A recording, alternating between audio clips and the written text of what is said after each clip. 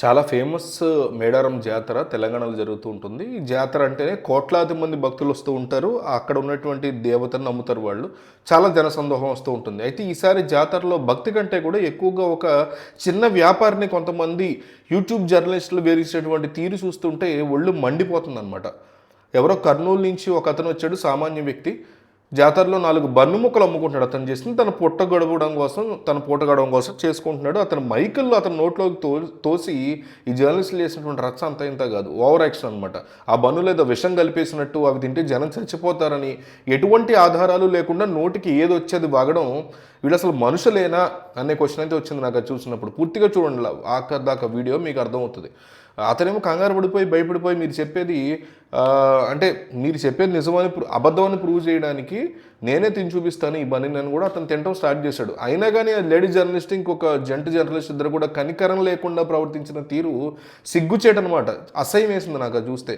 అంటే చేతిలో మైక్ ఉండి దానికి స్టిక్కర్ అంటించుకుంటే ప్రతి ఒక్కడు కూడా ఏదో లోకాన్ని వీళ్ళే రక్షించేస్తున్నాము అని ఫీల్ అయిపోతున్నారా అనిపిస్తుంది నిజంగా. వీరికి జనం ఆరోగ్యం మీద అంత శ్రద్ధ ఉంటే నగరాల్లోని పెద్ద పెద్ద హోటల్స్తో నిల్వ ఉంచినటువంటి మాంసాన్ని మాడుతున్నప్పుడు ఎందుకు వీళ్ళు నోరు మీద పరువు?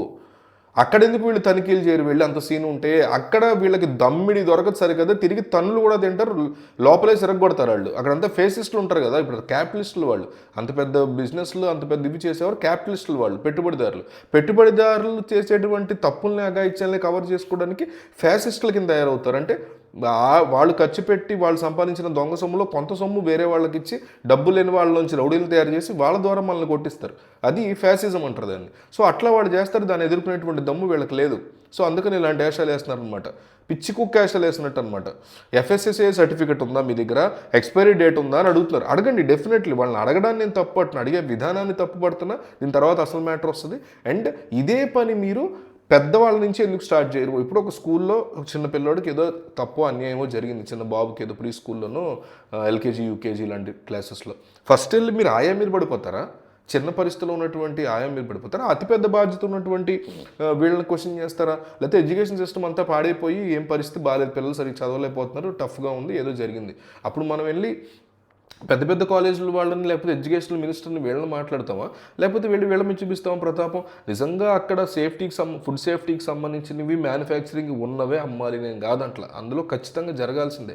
ఆ ప్రొసీజర్ తెలియని వాళ్ళు బతుకు తెరుగు కోసం ఫుడ్ను అమ్ముకుంటున్న వాళ్ళు ఉన్నారు కాబట్టి వాళ్ళు కూడా ఇవన్నీ పాటించి అమ్మేలాగా చెయ్యండి అని మనం హెల్త్ మినిస్టర్ని, హెల్త్ డిపార్ట్మెంట్ని, వీళ్ళకంత సీన్ ఉంటే, వీళ్ళకంత జీలో దమ్ము ఉంటే వాళ్ళని క్వశ్చన్ చేయాలి, వాళ్ళ మీద చూపించాలి. వాళ్ళ దమ్ము ఏది ఉంటుంది, అధికారులు ఎవరు ఏ పార్టీ అయినా ఉండేవాడిని, వాళ్ళ మీద చూపించాలి. వీళ్ళకి అంత సీన్ ఉంటే, అంత దమ్ము ఉంటే. సంబంధం లేని వాళ్ళని, వీధి పక్కన బజ్జీలు వేసే వాళ్ళని, కూరగాయలు అమ్ముకునే వాళ్ళని, అంటే వాళ్ళు ఎవరన్నా ప్రశ్నించారో వీళ్ళు? కనీసం వాళ్ళు కూడా చేయకూడదు కదా. అట్లా బేకరీగా ఓపెన్గా అమ్మేటువంటి పఫ్ఫుల్లో ఎక్స్పైరీ డేట్లు ఉంటాయా? వాటి గురించి వీళ్ళు అమ్మేటువంటి సీన్ ఉందా వీళ్ళకి? కేవలం తమ వీడియోలకి వ్యూస్ రావాలని చేసేటువంటి, సెన్సేషన్ రావాలనేటువంటి నీచమైన మూర్ఖపు బుద్ధి తప్ప. అంటే జర్నలిజం విలువలు ఎంత దరిద్రంగా పడిపోయే దేశంలో అనడానికి పర్ఫెక్ట్ ఎగ్జాంపుల్ అనమాట. ఇక అన్నిటికంటే దారుణమైనటువంటి విషయం ఏంట్రా దీంట్లో అంటే, ఈ ఇష్యూకే మతం రంగు పులిమి దీన్ని ఏకంగా ఫుడ్ జిహాద్ అని హెడ్డింగ్ పెట్టారయ్యా. ఇన్నాళ్ళు ఇంకొకటి అయిపోయింది, ఇంకో జిహాద్ అయిపోయింది. ఇప్పుడు లవ్ జిహాద్ లాగా ఫుడ్ జిహాద్ అని పట్టుకొచ్చారు. మేడారం జాతరలో అసలు ముస్లిమ్సే వ్యాపారం చేయకూడదని వీళ్ళు తీసుకొచ్చారు కొత్త థింగ్. అంటే ఇలాంటి తీసుకురావడం అనేది అత్యంత ప్రమాదకరమైనటువంటి ధోరణి. కులమతాతలకు అతీతంగా జరిగేటువంటి మొక్కుకునే చోటు. అక్కడ చాలామంది ముస్లిమ్స్ కూడా వచ్చి అక్కడ చేస్తారు, క్రిస్టియన్స్ కూడా చాలామంది వచ్చి అక్కడ మీకు ఆ జాతరలో పాల్గొంటారు. అసలు కర్నూలులో రొట్టెల పండుగ ఏదో ఉంటుంది, నెల్లూరు కర్నూలులో, అక్కడ జరిగేదే ముస్లిమ్స్ అండ్ హిందూస్ కలిసి ఆ రొట్టెల పండుగలో పాల్గొంటారు. హిందూస్కి సంబంధించినటువంటి లాగా ఉంటుంది చూడటానికి పండుగ. ఇంత మత సామరస్యం ఉన్నటువంటి ప్లేసెస్లో కూడా ఇంత నీచంగా, ఇంత దరిద్రంగా ఎట్లా బిహేవ్ చేస్తారు, ఇంత వరస్ట్ ఆలోచన వీళ్ళకి ఎట్లా ఉంటాయనేది అర్థం కాల. ఇందులో పాజిటివ్ థింగ్ ఏంటంటే హిందూస్, క్రిస్టియన్స్, ముస్లిమ్స్ ముగ్గురు కలిసి వీళ్ళకి సపోర్ట్గా నిలబడి లాంటి పెద్దలు పెడుతున్నారు.